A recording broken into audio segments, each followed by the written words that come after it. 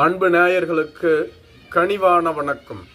வரும் 2026 சட்டப்பேரவை தேர்தலை முன்னிட்டு தமிழகத்தில் உள்ள 39 பாராளுமன்ற தொகுதிகளுக்கு அடங்கியுள்ள சட்டப்பேரவை தொகுதிகளின் நிலவரம் மற்றும் பாராளுமன்ற தொகுதிகளின் நிலவரங்களை நாம் முன்னோட்டமாக காண உள்ளோம். அதன் அடிப்படையில் முதல் தொகுதியாக திருவள்ளுவர் பாராளுமன்ற தொகுதியில் அடங்கியுள்ள 6 சட்டப்பேரவை தொகுதிகளான கும்மிடிப்பூண்டி, பொன்னேரி, மாதவரம், ஆவடி, திருவள்ளூர், பூந்தமல்லி என்ற 6 தொகுதிகளின் நிலவரம் என்ன, அங்கு போட்டியிட்ட ஆளும் கட்சியான திமுக, எதிர்கட்சியான அதிமுக மற்றும் கூட்டணி கட்சிகளின் வாக்கு வங்கி என்ன என்பதை தற்பொழுது நாம் காணலாம்.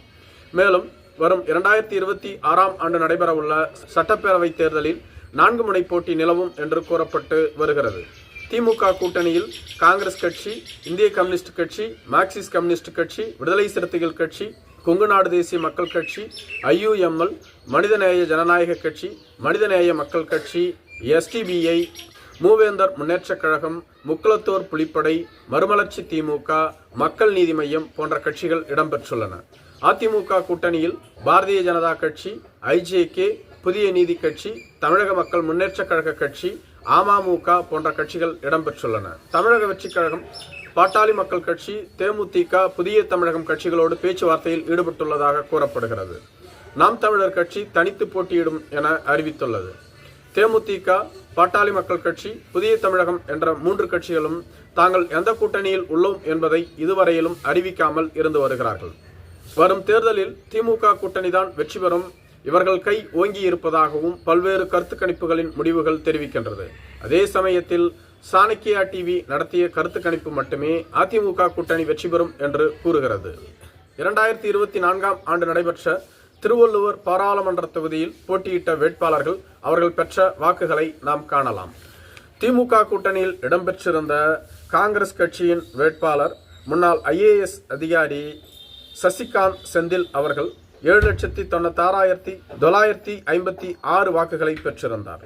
இவரை எதிர்த்து பாஜகவின் வேட்பாளர் பொன் வி பாலகணபதி 2,24,801 வாக்குகளையும், அதிமுக கூட்டணியில் இடம்பெற்றிருந்த தேமுதிகவின் வேட்பாளர் K நல்லத்தம்பி அவர்கள் 2,23,904 வாக்குகளையும், நாம் தமிழர் கட்சி வேட்பாளர் ஜெகதீஷ் சுந்தர் 1,20,838 வாக்குகளையும் பெற்றிருந்தார்கள். மேலும் தமிழகத்தில் உள்ள 39 தொகுதிகளில் அதிகபட்ச வாக்கு வித்தியாசத்தில் வெற்றி பெற்ற வேட்பாளர் சசிகாந்த் செந்தில் மட்டுமே.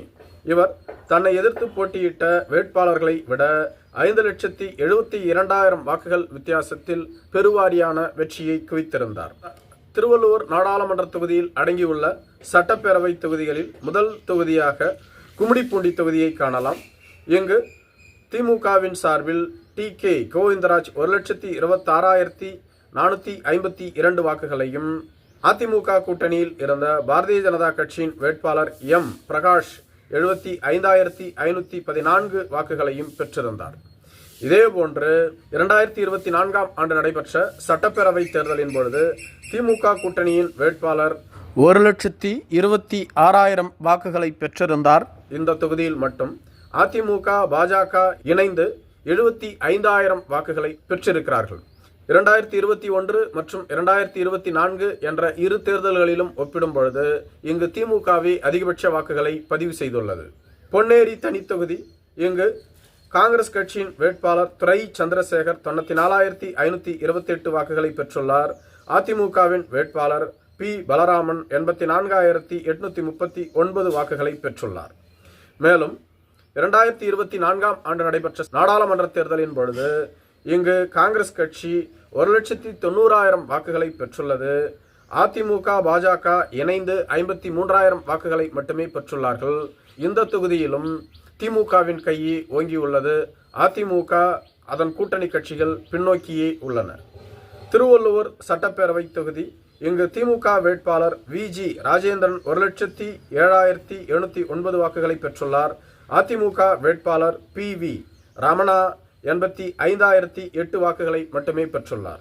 மேலும் பாராளுமன்ற தேர்தலில் திமுக கூட்டணி 1,05,000 வாக்குகளையும், அதிமுக பாஜக கூட்டணி 67,000 வாக்குகளையும் பெற்றுள்ளன. இந்த தொகுதியிலும் திமுகவின் கூட்டணியே அதிக வாக்குகளை பெற்றுள்ளன. பூந்தமல்லி தொகுதி.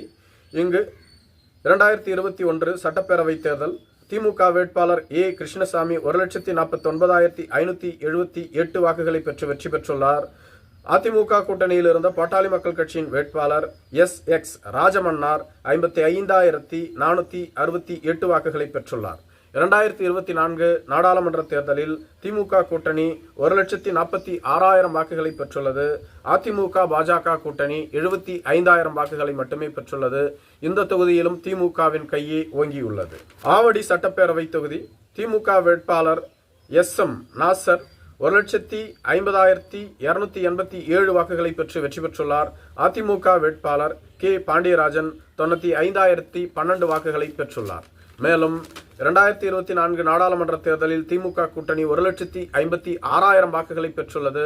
அதிமுக பாஜக கூட்டணி 85,000 வாக்குகளை மட்டுமே பெற்றுள்ளது. இந்த தொகுதியிலும் திமுக கூட்டணியின் கையே ஓங்கியுள்ளது. மாதவரம் சட்டப்பேரவை தொகுதி. 2021 திமுக வேட்பாளர் S. சுதர்சனம் 1,51,485 வாக்குகளை பெற்றுள்ளார். அதிமுக வேட்பாளர் V. மூர்த்தி 94,414 வாக்குகளை பெற்றுள்ளார். 2024 நாடாளுமன்ற தேர்தலில் திமுக கூட்டணி 1,64,000 வாக்குகளை பெற்றுள்ளது. அதிமுக பாஜக கூட்டணி 83,000 வாக்குகளை மட்டுமே பெற்றுள்ளது. இந்த தொகுதியிலும் திமுக கூட்டணியின் கையே ஓங்கியுள்ளது.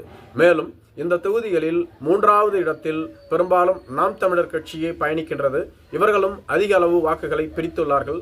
சுமார் 8% வாக்கு வங்கியை நாம் தமிழர் கட்சி இந்த இரு தேர்தல்களிலும் பெற்றுள்ளது. வரும் தேர்தலில் தமிழக வெற்றிக் கழகமும் களம் இறங்க உள்ளது. எனவே வரும் தேர்தல் என்பது திமுகவிற்கு நெருக்கடியாக இருக்கும் என்று கூறப்பட்டு வருகிறது. விஜய்க்கும் சிறுபான்மையினர் இளைஞர்களது ஆதரவு உள்ளது.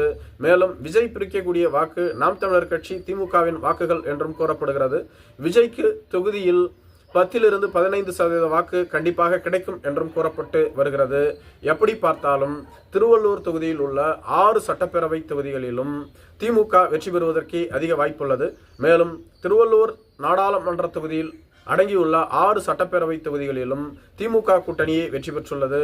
ஒரு தொகுதியில் கூட அதிமுக கூட்டணியின் வேட்பாளர்கள் வெற்றி பெறவில்லை என்பது கவனிக்கப்படக்கூடியதாக உள்ளது.